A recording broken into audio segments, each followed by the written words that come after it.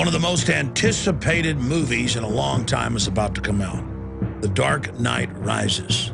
Get ready, because we are going to leak, spoil, and decode the new Batman film that's coming out. We're going to get into the meaning behind the meaning, the secrets behind the secrets.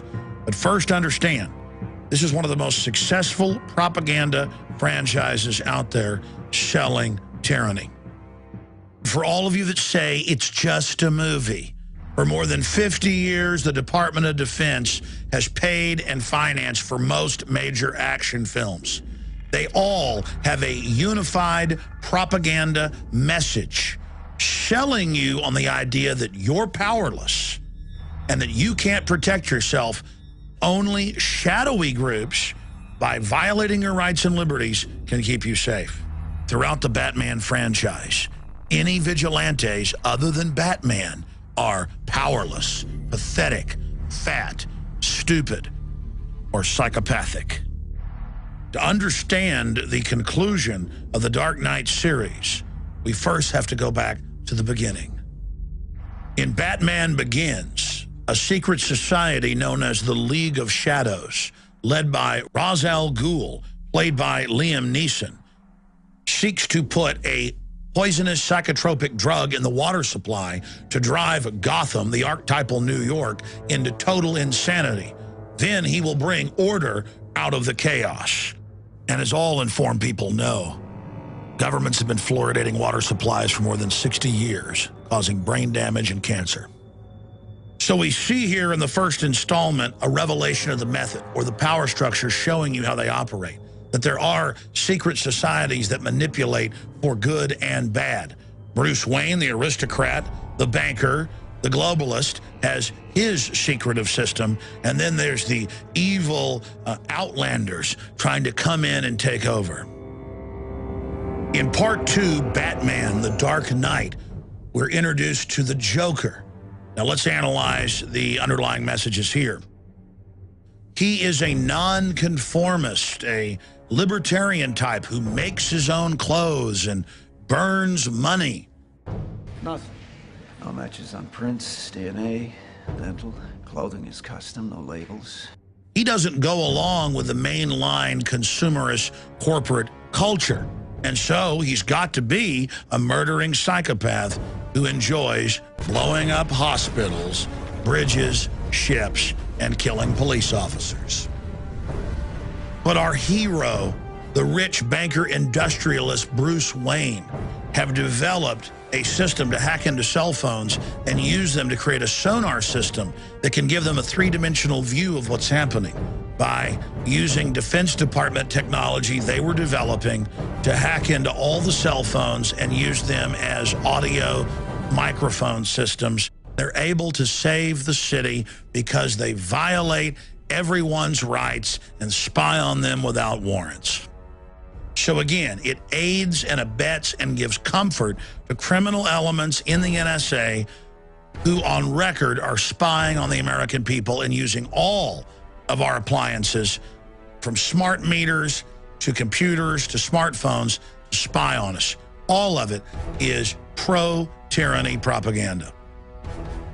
We now move from part 2 to part 3, The Dark Knight Rises. So let's start decoding The Dark Knight Rises. Number 1, look at the name, The Dark Knight Rises. And we're told that he's willing to give it all up. You've given them everything. Not everything. Not yet. Oh, you've already given these people so much. I haven't given everything.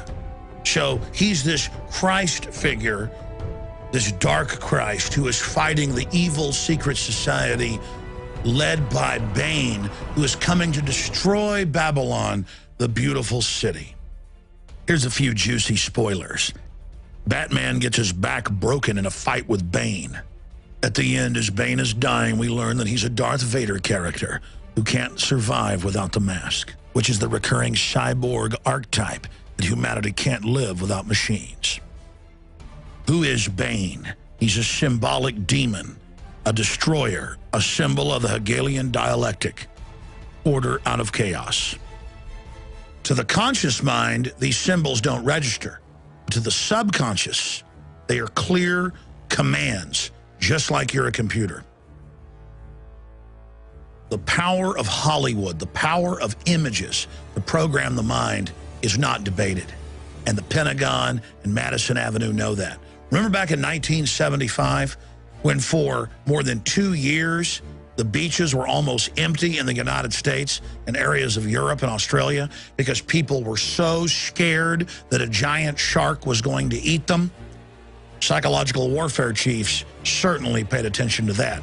Even though on average, less than 5 people die a year from great white shark attacks worldwide, people would not go in the water and were demanding shark patrols and more lifeguards for a non-existent threat.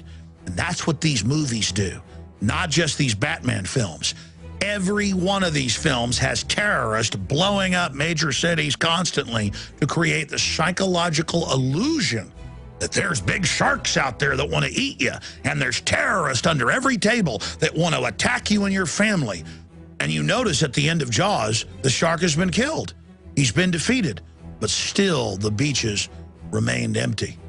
You are being subconsciously programmed. When you go in one of these movies and just turn yourself over to it in suspended disbelief, you become a willing victim to have your mind literally programmed in that key fear state.